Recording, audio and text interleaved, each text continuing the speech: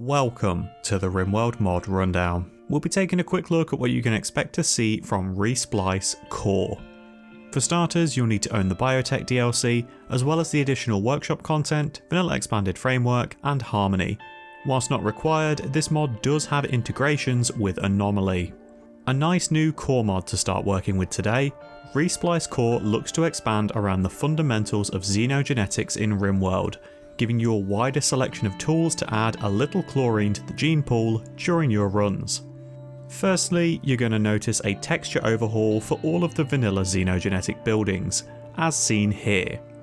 I've already done coverage on regrowth core retextures, which will overhaul your biomes, and clean textures, which brightens everything up, so today we're just going to use ReSplice Core. With this mod comes 3 new buildings, included with the gene processing research. You have the gene vault, the gene centrifuge, and the xenogerm duplicator. The gene vault combines the best of both worlds, mixing a gene bank and processor together. Although it says that it increases capacity by 12 on the mod's page, it actually increases it by 14 in-game, with an additional 2 points of complexity to boot. Floor space wise, this means it's easily beating a standard gene bank. It's just costed a little differently. It requires more plasteel than if you would have built a standalone processor, but it's going to save you on normal steel and components if you'd have built the same amount of banks for this effect. Overall, I'd say just pay the extra plasteel and use these over normal banks every day of the week. Next is the gene centrifuge.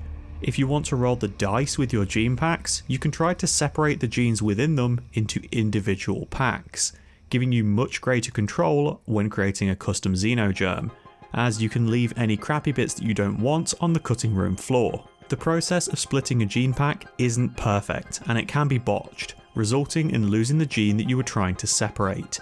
So if you're splitting a pack of 2, consider trying to pull out the gene that you are less bothered about losing. If it does go tits up, you'll still have the good gene left. Then you've got the xenogerm duplicator.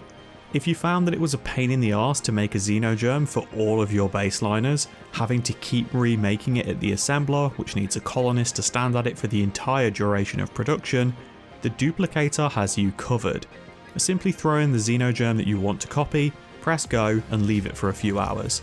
Absolutely fantastic if you use xenogerms to keep your prisoners docile, and want a few of them on hand, as well as the correction xenogerms to apply to them once they've been converted and recruited, turning them back into a useful pawn. So before we jump into the anomaly side of content with ReSplice Core, a quick mention for some lovely mods to pair alongside this. Random's Gene Assistant will help you keep track of what genes you are missing, own in a shared gene pack or own as a standalone gene pack. This allows you to pretend that you're in the playground swapping football stickers all over again. Got, need. It just makes a run that focuses on xenogenetics much less of a headache and saves you needing to keep a pen and paper to hand. Gene Ripper combines a subcore rip scanner with a gene extractor, giving you pinpoint precision in the exact gene you would like to extract from a pawn, at the cost of giving older gamers PTSD flashbacks to that scene in Quake. If you're going to use this mod, I highly recommend turning the setting for blending chance up to 100. This means that any pawn that has their genes ripped is turned into a pile of meat and viscera once the process completes. It's far more thematic. Auto extract genes is the last one to recommend. If you have a lot of interesting xenotypes walking around your base and you're still trying to fill your banks, this gives you a really simple checkbox to tick on their health tab. This makes them hop into a gene extractor whenever it's safe to do so, saving you the need to constantly sweep across your colonists and see who is ready to be farmed again. Hey folks, just a quick update made to this video. After it went live, as always, there was an update to Helixian's mod. There is now a building called a gene repository in the gene processing research, which is a building that stores 32 gene packs, with significantly more cost and power usage than a normal gene bank. So you have an alternative if you don't want to use the gene vaults. Anyway, right, back to the regularly scheduled programming. ReSplice introduces a few new genes that relate to dark archites. Important to note, these are the genes that were included at time of recording, and I say this because the last time I made a video about a Helixium mod, it was updated with new features the very same day the video went live. I'm not bitter at all. Bad, Mr. Kitty. Big, bad. You have unnatural healing, which from what I could tell through testing, works like a healer mech serum on a cooldown, able to regrow limbs, heal scars, and fix minor injuries if you've got nothing better to use it for. There's Transmute Steel, which can turn a slag chunk or a pile of steel into a random, more valuable material. Deadlife Dust works just the same as the ability that odd strangers will sometimes arrive with, raising nearby corpses to fight as shamblers for you. Shape Flesh allows you to turn a corpse into a random flesh beast. This will fight whoever and whatever it wants, so probably best to use it at decent range to spawn distractions inside of a raid group. It'll give you a little breathing room at least. Psychic Slaughter is horrific. Pay close attention to the wording of this ability. It specifically says flesh creature, not flesh beast. This means it can be used on any small to standard sized animal or human, with large beasts being too big for this effect to work. It simply shreds whatever you desire into a pile of twisted meat. You now have genes for both tentacle limbs and flesh whip limbs, so if you'd rather have them on demand instead of relying on an obelisk appearing, now you can. The last gene is Void Touched, which is by far the biggest impact.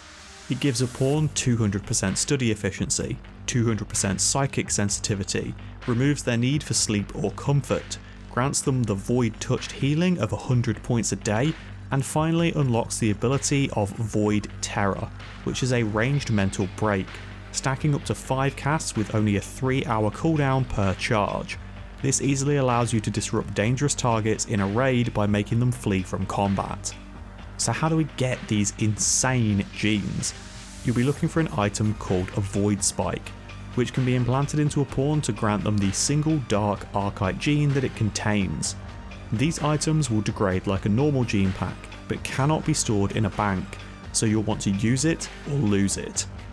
Unlike a Xenogerm, dark archetype genes are simply added into the xenogenetic line without totally replacing whatever was previously there, so you can potentially stack all of these abilities on a single pawn if you wanted a true dark magic god run.